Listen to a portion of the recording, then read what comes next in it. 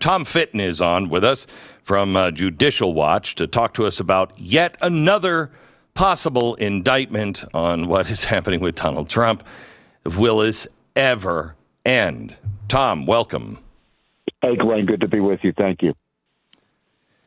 So, first of all, I just have to say, I've talked to you a million times, and I've seen you several times, but are you lifting now? Because you look like you could snap my neck with your fingers. It's all AI generated. Oh, is it? Yeah, okay. Yeah, so is my fatness.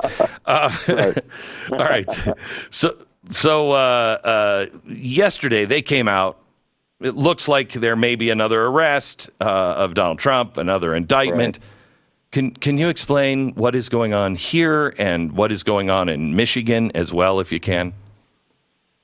Well, I think it's a coordinated Democratic Party operation to destroy the Republican Party using the awesome powers, and I don't use the word awesome in a positive way, but powerful powers of the prosecutorial offices at the state and federal level to arrest their leadership. I mean, that's what's going on in Michigan.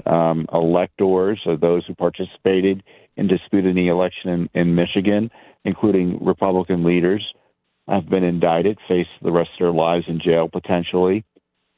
What's going on here in Washington, D.C., is that the Jack Smith grand jury, after they indicted or moved to push an indictment of Trump on the sham document issue, is trying to prosecute him for, A, being president and questioning how federal elections were run, and B, being a candidate, exercising his rights under the First Amendment to dispute an election and figure out what legally could be done.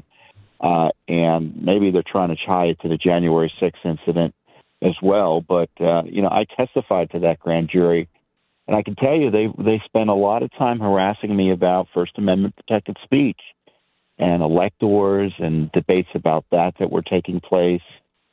And I remember thinking, despite the harassment, is why is all this being discussed in this context? This is a federal grand jury, and we're talking politics. We're talking party politics. It was like being in a CNN interview for 4 hours, and so it's no surprise, given their interest in partisan politics and debating me on the Constitution and federal election law, that they would take the next step and abuse their office further to try to jail Trump before the election. So, what happens here? Are they really trying to jail him? Because you could still run for president in jail, and I have to tell you, I think there would be a lot of people that would wear a T-shirt proudly of his mugshot with the numbers under his face. And just say, I voted for Trump. I voted for prisoner 14009. I mean, I think there's a lot of people that would do that because we see this as insanity and a banana republic. Well, I mean, they're in the Miami case, which began in Washington, D.C. They moved it down to Miami. They were seeking a trial for December. Now, the judge may put that off a little bit, but it may still occur during election time. They were planning to try to get him prosecuted, finish the trial, and get him jailed around the time the primaries began. And now it's going to be potentially, it looks like, all the signals are there's going to be another arrest and indictment of Trump. I don't know how it's going to go here in D.C. They have a much more anti-Trump judicial bench up here. To me, all bets are off here in terms of the abuse of power and how far the Biden regime, they've officially became a regime, in my view, with the indictment of Trump, how far the Biden regime is willing to go. And again, Democrat prosecutor in the state of Michigan, a key state, obviously, for any election, has now just tried to arrest the Republican Party leadership or people close to him, most of whom seem to be in their 70s and 80s. Yeah. This is, and then on top of that, you have what's happening in New York City and Fulton County, Democrat prosecutor down there. And, my question is, Glenn, we can talk about how outrageous this is what's to be done about it? Are Republicans in the House going to exercise all the powers they have under the Constitution to rein this in, cut off funding to these local DAs and states that abuse the civil rights of their citizens, shut down the Jack Smith investigation, just defund it? I mean, there are things that can be done that they don't really want to talk about doing because, their fear-based leadership is their mantra. Well, they better get over that quickly because this is the last election that they will have a chance of winning ever again if they don't start moving mountains here and actually cutting off the purse strings to the things that they can do and use every tool at its disposal. They keep talking about, well, we're thinking about contempt. We're thinking about holding you in contempt. Well, then hold them in contempt. Stop thinking about it. Hold them in contempt.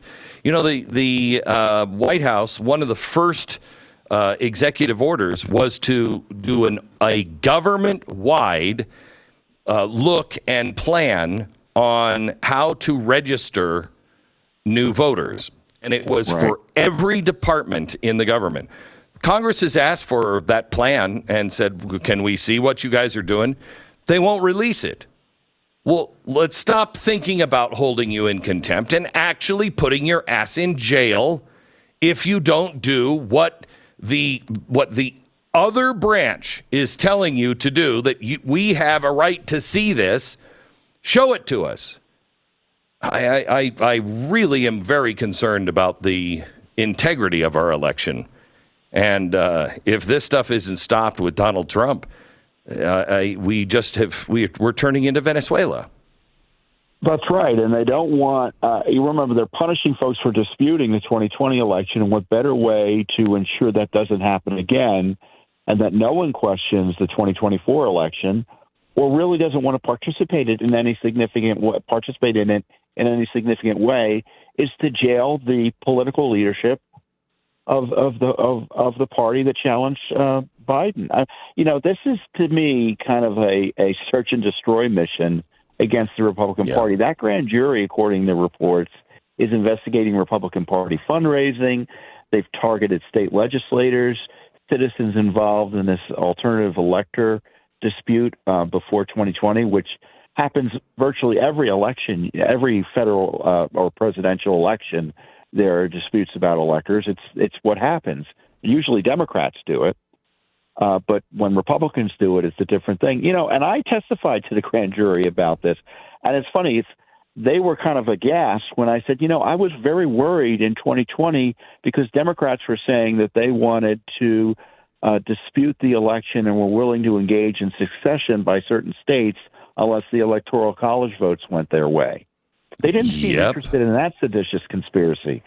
Isn't that so? They've got evidence, right? I gave them evidence to the grand jury that Democrats are planning civil unrest and civil war. Oh, did they bring in those folks responsible? Oh, guess who was doing some of that planning? John Podesta, who's currently in the Biden White House. So, Tom, you get up in the morning. You're lifting, Cadillacs. And you're like, oh, gotta get into shape. And you're thinking about what's going on. Are you optimistic or pessimistic? Well, as a Christian, I'm optimistic. As a citizen, I'm a bit pessimistic because I kind of see our republic tottering.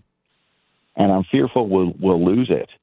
If it becomes the norm that the Justice Department can prosecute the former president and the number one candidate for president against the current president at the drop of a hat, and if that becomes the norm, we're no different than Putin's Moscow and Xi's Beijing. That's how you lose a republic. When the we've had political prosecutions in the past out of the Justice Department. We know that, and abuses. But nothing where it's been so brazen and naked and the veil's been lifted that you go to jail if you oppose us. And you really have to go back to the early part of the last century under Woodrow Wilson to see anything comparable, where they jailed all of his political opponents. Here we didn't have but even then you didn't have the major party candidate jailed. And this is what they want to do. They want to jail Trump before the election. And the idea that would be happening in America is something that ought to concern us, because if it happens, you have to wonder if we, quote, are America anymore. Are we? I think we are very close on that line, one way or another. I don't know, but we're very close. Tom, what is the thing that you can instruct us to do? What is it we can do? I mean, I look at the 16 Republicans indicted, in Michigan. I mean, I would love to see a whole bunch of Republicans standing up in Michigan saying, hey, fine, if that's what you're going to do, we've just doubled our size and we're taking those roles and we're involving ourselves, something that shows that you're not going to take one out without two replacing. We have to be a hydra. Well, certainly the left is very concerned about elections in 2024 and them being, they're willing to rig them again. So they want to scare us off from participating in the election process. And so no American should be frightened off by this. I mean, if they value their country, they still have to take that risk and participate in the public policy process, certainly as it relates to elections. We've got right now this kind of window in the House where they're figuring out what to do about funding. Ask your member of Congress, what are you going to do to stop this? And I don't want a report. I don't want a hearing. We know what's going on, and you're funding it. You're funding this jailing of Trump. You're funding this prosecution of citizens for exercising their First Amendment rights, which isn't just about free speech. The other part of exercising your First Amendment rights means the right to petition your government. And that goes to the heart of these election disputes. And why is the House going to fund this? Are they going to continue to fund this? Speaker McCarthy, are you going to shut it down? He could shut down, technically, the Jack Smith investigation, just defund it. Say no money being spent this year on prosecuting Trump or anything under Jack Smith's office, or maybe just shut it down in perpetuity. Demand a special counsel. Impeach Biden. Escalate it in terms of this is important to the rule of law. We see what you're doing, and we're going to do everything we can under the Constitution to stop, prevent, and hold you accountable. Yeah, I just cannot sit here and tolerate the stories about the weaponization of government. We hear another one. Here's another whistleblower. What are you doing about it? What are you doing about it? We got it. Tom Fitton, thank you so much. Really appreciate it. Hey, you're welcome, Glenn. Thank you. Bye-bye. You bet. Tom Fitton from judicialwatch.org.